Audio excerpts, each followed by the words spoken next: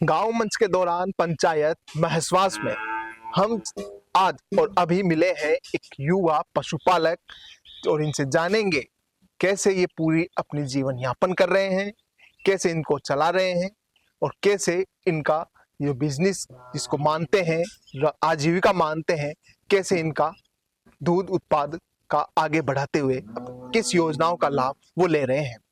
Sir स्वागत है। आप युवा हैं, पशुपालक आप कर रहे हैं, दूध उत्पादक आप कर रहे हैं, कैसे इस चीज को आगे बढ़ा रहे हैं?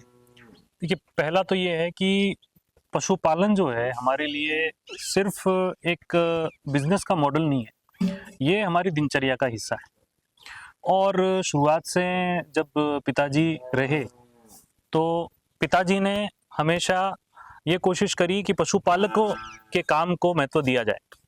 मैंने यूपीएससी की तैयारी करी और यूपीएससी की तैयारी के दौरान मुझे ये महसूस हुआ कि किसान और पशुपालक के लिए अगर काम किया जाए तो उनके भविष्य को निर्माण करने के लिए निर्माण करने के लिए हम एक बेहतर दिशा में बढ़ सकते हैं। तो पशुपालन अभी फिलहाल कर रहे हैं और लगभग हम लोग यहाँ पर गौपालन ही करते हैं। वैसे आपको बहुत कम दिखेंगे हमारे इलाके के अंदर।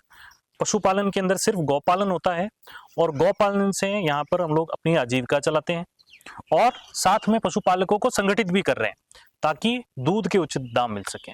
आपने कहा कि यूपीएससी की तैयारी आप करते थे जी, फिर अचानक पशुपालक में आना, पशुपालन करना, उसको आजीविका के रूप में तरसना, यह आइडिया कैसे और कहाँ? देखिए, जब मैं दिल्ली में था तो मैं यूपीएससी की तैयारी कर रहा था।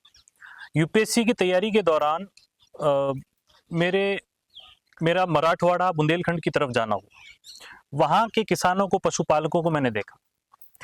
बहुत ही गरीब स्थिति के अंदर, सूखा प्रभावित इलाका था उस समय।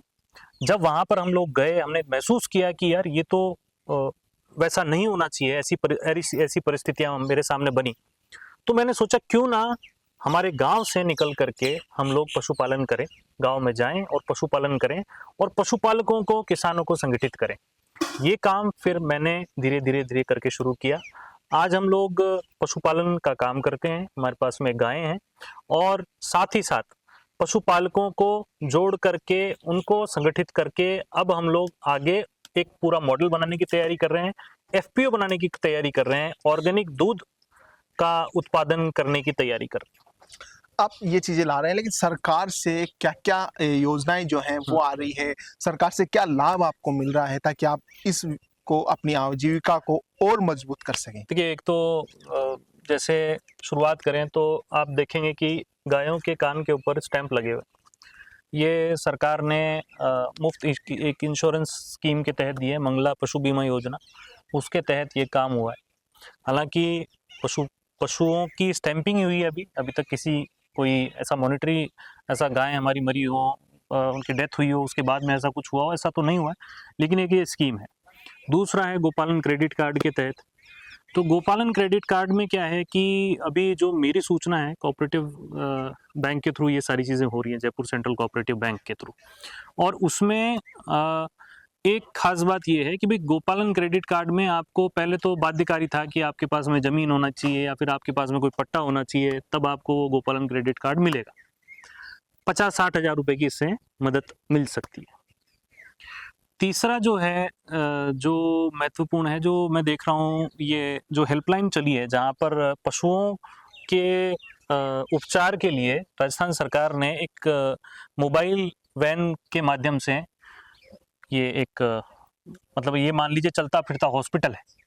वो हॉस्पिटल जो है वो ऐसा हो गया है कि भाई कोई भी व्यक्ति को समस्या होती है तो पहले तो ये होता था कि भाई गांव के आसपास के किसी कंपाउंडर को, किसी डॉक्टर को बुला लिया, लेकिन अब एक हेल्पलाइन नंबर है जिसके तहत आप फ़ोन कर सकते हैं, फ़ोन पे बात कर सकते हैं और वहाँ से हेल्पलाइन आ जाएगी, मतलब मदद आ जाएगी।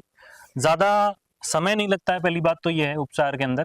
और दूसरा, कोई बेसिक प्रॉब्लम, समस्या होती है तो उसका निदान हो जाता है। तो ये एक, मुझे लगता है ये स्कीम ठीक है।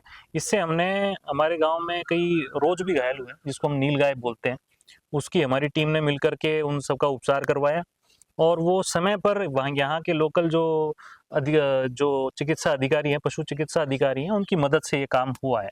तो ये काम तो हुआ है, तो ये चीज़ें हैं। बाकी कई ऐसी स्कीम है जिसका उपयोग, या ये कहें कि अभी तक एक दूर हम अपने आप को देखते हैं वहाँ से। जैसे कि उद्यमशीलता जो है वो कम है।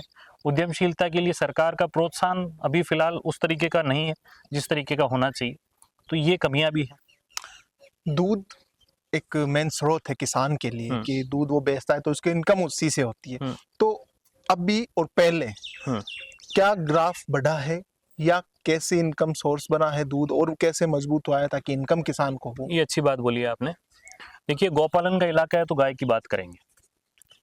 आप यहाँ पे पीछे हमारे पास में लगभग ये 10 के करीब गायें हैं और एक भैंस है, उस तरफ भी 2-3 गायें हैं। इस तरीके से आप किसान की लागत जो है, आपको एग्जैक्ट फिगर बताऊं तो 32 रुपये प्रति लीटर है, जिसमें मजदूरी भी आ जाती है। 32 रुपये प्रति लीटर तो आपको देना ही देना पड़ेगा जब जा करके आपका यहाँ से दूध निकल रहा है। मतलब 32 रुपये लीटर आपकी लागत है।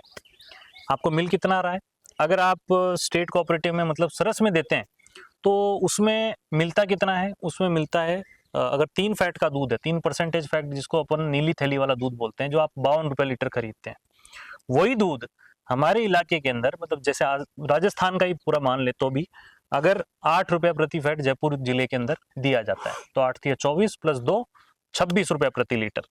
26 रुपये प्रति लीटर दिया जा रहा है दूध का दाम। 5 रुपया सरकार की सब्सिडी, तब भी 1 रुपया कम है, लागत से 1 रुपया कम है। तो ये समय ऐसा है, आज से 3 साल पहले वो स्थिति नहीं थी। 3 साल पहले आज से पशुपालकों को फायदा था दूध के अंदर, मतलब कम से कम मैं ये मानता हूं कि कुछ फायदा था जो आज नहीं है।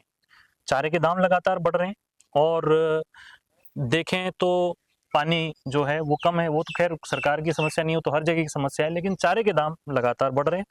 दूसरा, बाट के दाम, पशु आहार के दाम बढ़ रहे हैं, प्लस बाजार के अंदर दूध के दाम घट रहे हैं। ये बड़ी समस्या है जिसको काउंटर करने के लिए आप देखेंगे यहाँ पे पशुपालन धीरे धीरे कम हो रहा है।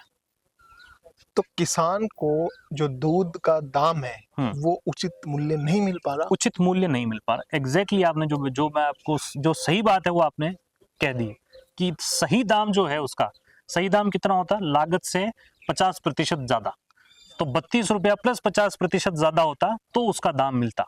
लेकिन आप देखिए, शहर में आपको 52 रुपया प्रति लीटर मिल रहा है और हमें यहाँ पर 26 रुपये प्रति लीटर हमसे खरीदा जा रहा है। तो आप देख लीजिए फर्क कितना है, लगभग दुगना। ये है स्थिति।